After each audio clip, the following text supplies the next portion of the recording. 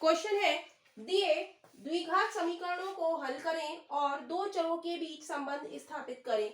Solve the quadratic equation and establish the relationship between the two variable. तो हमें ये दो इक्वेशंस दी हैं, तो इसके हम पहले फैक्टर निकालेंगे। तो यहाँ पर देखेंगे x square minus 7x plus 12। तो हमें यहाँ पर क्या लाना है, 12 के ऐसे फैक्टर करने हैं कि जिनको जोड़ने पर क्या आ जाए, 7 आ जाए। तो 12 के दो फैक्टर क्या हो जाएंगे, 4 तिया 12।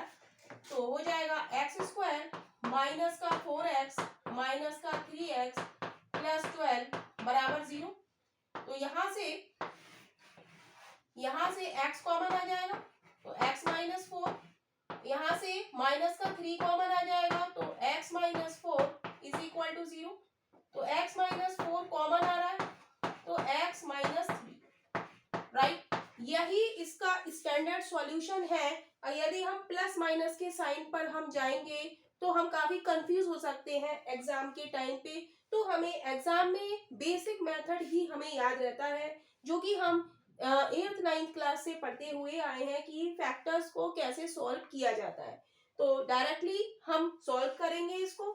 तो x minus 4 is equal to 0 और x minus 3 is equal to 0। तो x बराबर क्या आ जाएगा, 4 और 3, ये फैक्टर आ जाएंगे। x बराबर 4 और 3।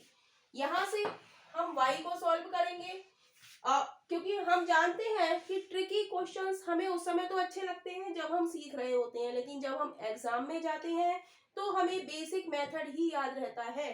ट्रिक वाले क्वेश्चंस में हमें लगातार उसमें लगे रहना पड़ता है, तभी वो हमें याद आता है, लेकिन बेसिक मेथड हमें हमेशा याद रहता है।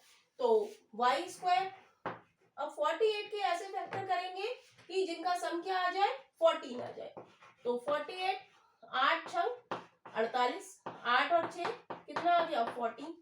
तो प्लस का 8y प्लस का 6y प्लस का 48 इज इक्वल टू 0।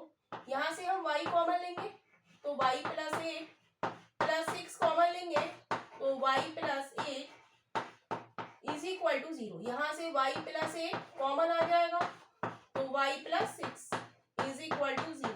यानी कि y के दो फैक्टर आ गए हमारे 8 और 6, माइनस 8 और minus 6। y plus 8 is equal to 0, y plus 8 is equal to 0।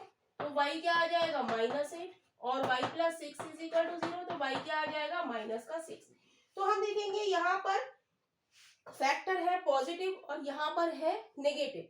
तो x is always greater than y, क्योंकि पॉजिटिव वैल्यू क्या होती है, ग्रेटर होती है नेगेटिव वैल्यू से।